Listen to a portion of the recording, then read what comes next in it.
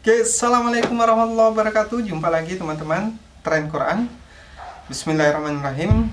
Jumpa lagi pada kesempatan kali ini kita akan membahas soal mandi junub, mandi besar, atau mungkin teman-teman lain mengatakan mandi tobat.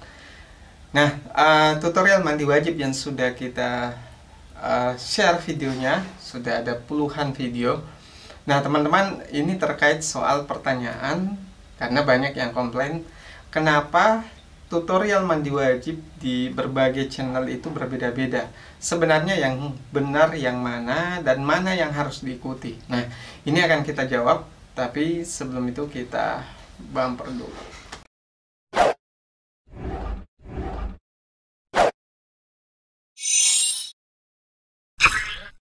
Oke, teman-teman Tren Quran. Jadi bicara soal tata cara mandi wajib, sebenarnya yang perlu kita perhatikan adalah sah dan sunnahnya.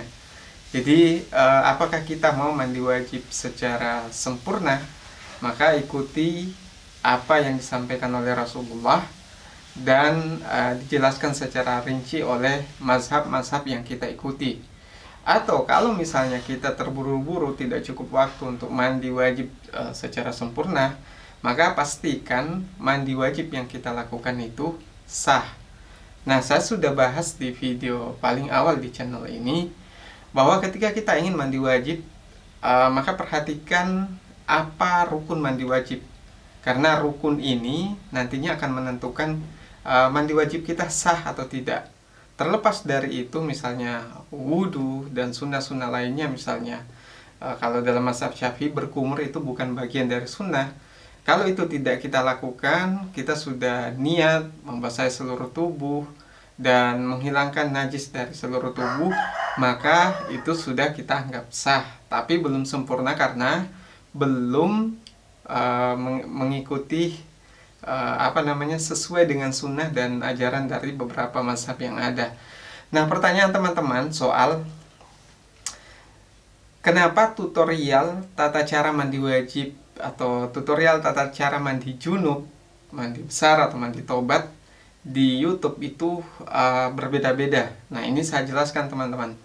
Jadi sebenarnya cara mandi wajib baik itu sunnah maupun rukunnya dari 4 mazhab itu masing-masing berbeda.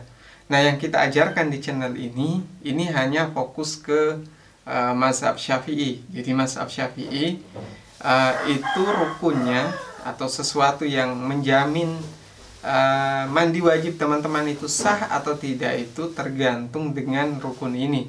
Jadi rukun dalam Imam Syafi'i itu ada 3, yaitu niat, kemudian membersihkan tubuh, membersihkan najis dari seluruh tubuh, dan ketiga adalah meratakan air di seluruh tubuh tanpa kecuali di bagian lipatan, jari-jari dan lain sebagainya. Nah, teman-teman, kalau misalnya memilih untuk mengikuti mazhab Syafi'i, maka 3 rukun ini harus dilakukan. Nah, yang jadi pertanyaan sebenarnya, kenapa ada niat yang dibaca di awal dan ada niat yang dibaca pada saat mau mengguyur kepala?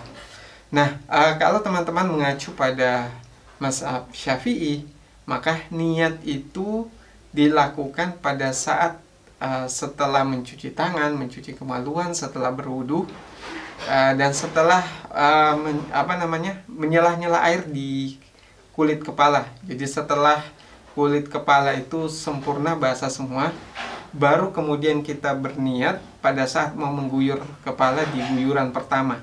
Nah, itu adalah mazhab Syafi'i. Sedangkan mazhab yang lain, jadi kita coba bahas untuk mazhab Hambali.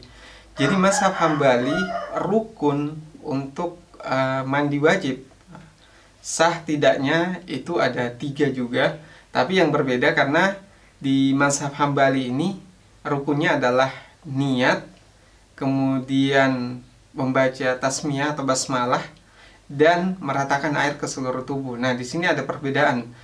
Jadi kalau yang tadi itu memasukkan menghilangkan seluruh najis di seluruh tubuh, kalau di mazhab Hambali rukunnya ada 3, yaitu niat, membaca basmalah, dan meratakan air ke seluruh tubuh.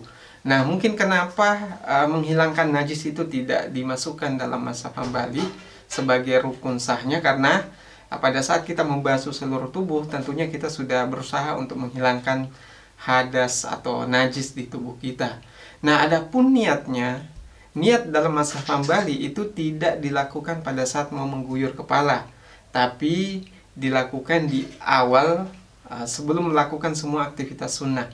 Jadi sebelum mencuci tangan, mencuci kemaluan, sebelum melakukan wudhu, niat dilakukan di awal pada saat kita mau melakukan mandi wajib.